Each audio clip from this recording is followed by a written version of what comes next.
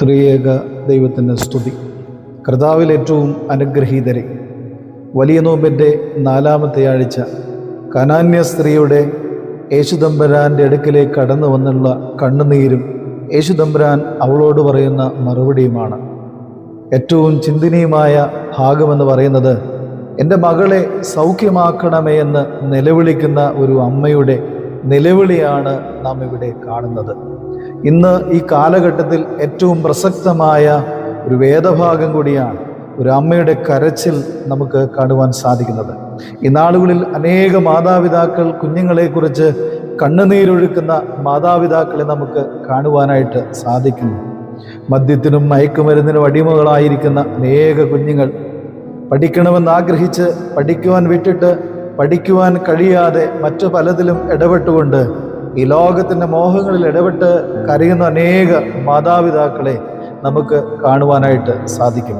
യേശുദമ്പുരാൻ്റെ കുരിശു ചുമന്നുകൊണ്ടുള്ള ഗോകുൽത്തായിലേക്കുള്ള യാത്രയിൽ കരഞ്ഞുകൊണ്ട് യേശുദമ്പുരാനോട് കൂടെ നടക്കുന്ന സ്ത്രീകളോട് യേശുദമ്പുരാൻ തിരിഞ്ഞു പറയുന്നത്, നിങ്ങൾ എന്നെ ചൊല്ലി കരയണ്ട, നിങ്ങളെയും നിങ്ങളുടെ മക്കളെയും ചൊല്ലി കരയുവിൻ എന്ന ഒരു വേദഭാഗം നമുക്കിവിടെ കാണുവാൻ സാധിക്കും. ആ ഒരു വേദഭാഗമാണ് ഇവിടെ ഏറ്റവും ചിന്തനീയമായത്. മക്കളെക്കുറിച്ച് കരയുന്ന മാതാപിതാക്കൾ.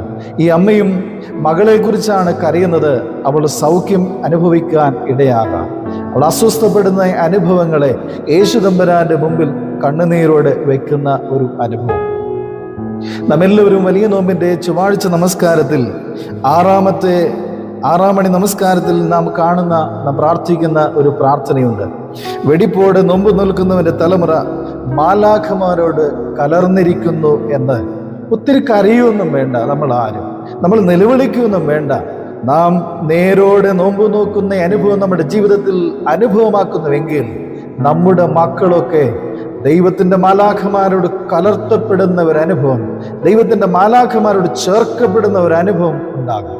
പ്രിയമുള്ളവരെ, നാം പലപ്പോഴും ദൈവത്തോട് ചേർന്നിരിക്കുവാൻ, ദൈവസന്നിധിയിൽ കണ്ണുനീരൊഴുക്കി പ്രാർത്ഥിക്കുവാൻ, നമ്മുടെ നോമ്പ് അനുഷ്ഠിക്കുവാൻ മറന്നുപോകുന്നത് കൊണ്ട് നമ്മുടെ തലമുറ നഷ്ടപ്പെട്ടു പോകുന്ന ഒരു അനുഭവത്തിലേക്ക് കടന്നു പോകുന്നു എന്ന യാഥാർത്ഥ്യം ഞാനും നിങ്ങളും മറന്നു പോകരുത്.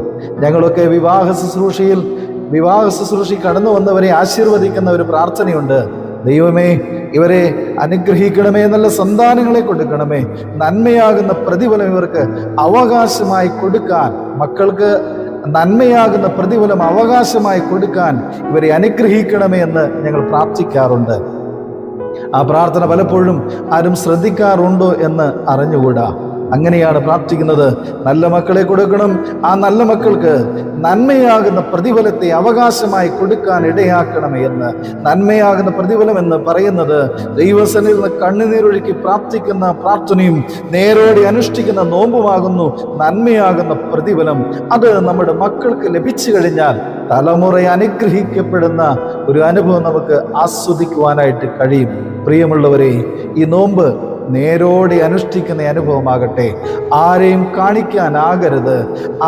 കാണിക്കുവാനാകരുത് നമ്മുടെ നോമ്പും, നമ്മുടെ പ്രാർത്ഥനയും, നമ്മുടെ ധ്യാനവും, നമ്മുടെ കൺവെൻഷനുകളും. മറിച്ച് ദൈവത്തെ പ്രസാദിപ്പിക്കുവാനുള്ള അനുഭവമായി മാറണം. അങ്ങനെയുള്ള അനുഭവം ജീവിതത്തിൽ ഉണ്ടാകുമ്പോൾ മക്കളെ കുറിച്ച് കരയേണ്ടി വരികയില്ല, തലമുറകളെ കുറിച്ച് കരയേണ്ടി വരികയില്ല. മറിച്ച് നമ്മുടെ അനുഷ്ഠാനങ്ങൾ ആരെയെങ്കിലും പ്രീതിപ്പെടുത്താനാകുന്നുവെങ്കിൽ, ആരെയെങ്കിലും കാണിക്കുവാനാകുന്നുവെങ്കിൽ മക്കളെ കുറിച്ച് കരയുന്ന തലമുറകൾ ഇനിയും വർദ്ധിക്കും എന്നതിൽ തർക്കമില്ല. അതുകൊണ്ട് നേരോടെ നോക്കുന്ന അനുഭവമാകട്ടെ ഈ നോമ്പ്. ഈ നോമ്പിന്റെ മധ്യത്തിലേക്ക് നാം അടുത്തെത്തുകയാണ്. ജീവിതത്തിന്റെ പിന്നിട്ട ദിവസങ്ങളിൽ നമുക്ക് വേണ്ടതുപോലെ അനുഷ്ഠിക്കുവാൻ കഴിഞ്ഞില്ല എങ്കിൽ നമ്മുടെ മക്കൾ നന്മയിലേക്ക് തിരിഞ്ഞു വരുവാൻ, നമ്മുടെ മക്കൾ നന്മ അനുഭവിക്കുവാൻ, നേരോടെ അനുഷ്ഠിക്കുവാൻ ദൈവത്തിൻ്റെ പരിശുദ്ധാത്മാവ് നിങ്ങളെ എല്ലാവരെയും ഒരുക്കട്ടെ എന്ന് പ്രാർത്ഥിച്ചുകൊണ്ട് ഞാൻ എൻ്റെ വാക്കുകളെ ചുരുക്കുന്നു. ദൈവം നമ്മെ അനുഗ്രഹിക്കട്ടെ.